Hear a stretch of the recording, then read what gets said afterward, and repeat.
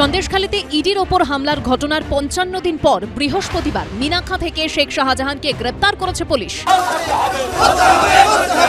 আর এদিনই নেজাটে ১৪৪ ধারা জারির মধ্যেই সভা এবং মিছিল করল সিপিএম।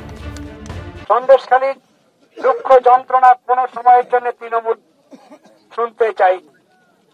যত দিন গেছে তত নির্যাতন বেড়েছে, এত অত্যাচার, এত সন্ত্রাস। বৃহস্পতিবার নেজাটে সিপিএম এর এই সভা ছিল পূর্ব ঘোষিত। সেই মতো মঞ্চ বাঁধা, পতাকা টাঙানো সবই হয়ে গেছিল। কিন্তু তার আগে বুধবার রাতে এলাকায় ১৪৪ ধারা জারি করে পুলিশ। খুলে দেওয়া হয় মঞ্চ। বামেদের অভিযোগ, বিভিন্ন লঞ্চ ঘাটে তাদের কর্মী সমর্থকদের আটকে দেওয়া হয়। কিন্তু এরই মধ্যে নির্দিষ্ট জায়গায় হ্যান্ড মাইক নিয়ে সভা করে সিপিএম নেতৃত্ব। ১৪৪ ধারা আছে এই অভিযোগে শেষ পর্যন্ত এখানে সভা করার অনুমতি দেওয়া হলো না। এমনকি মঞ্চ বাঁধার পরও সেই মঞ্চ খুলে দেওয়া হয়েছে অভিযোগ সিপিএম নেতৃত্বের। সারা পশ্চিমবাংলা জুড়ে শয়ে শয়ে, হাজারে হাজারে সন্দেশখালীর মতন অপরাধের জায়গা তৈরি করেছে তৃণমূলের বাহিনী। এরা লুঠেরার দল এবং এদের মাথার পিছনে সবচাইতে বড় প্রশ্রয় দিয়েছে তৃণমূল, আর তার পিছনে মদত জুগিয়েছে বিজেপি। এ নিয়ে কোনো সন্দেহ নেই। শাহজাহানের সঙ্গে অভিষেকের ছবি আপনি পাবেন, শাহজাহানের সঙ্গে একই রকম ভাবে শুভেন্দু অধিকারীর ছবিও আপনি পাবেন। সভা শেষে ১৪৪ ধারার মধ্যেই থানার অদূরে মিছিল করে বামেরা। আপনারা এর মধ্যেই মিছিল করছেন, ১৪৪ ধারা আছে, কেন করছেন? থানার ২০ গজের মধ্যে আছি আমরা।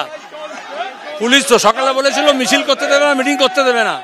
১৪৪ ধারা আমাদের আটকানোর জন্য তো নয়, তৃণমূলের লোকজনকে বাঁচানোর জন্য করেছে।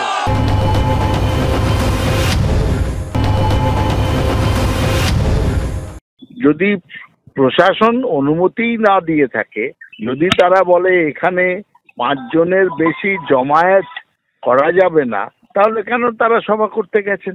গায়ের জোরে তো সভা হয় না।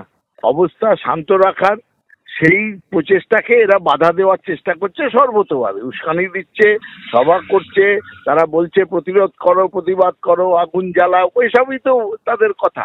প্রশাসনের বক্তব্য সকলকে শুনতে হবে।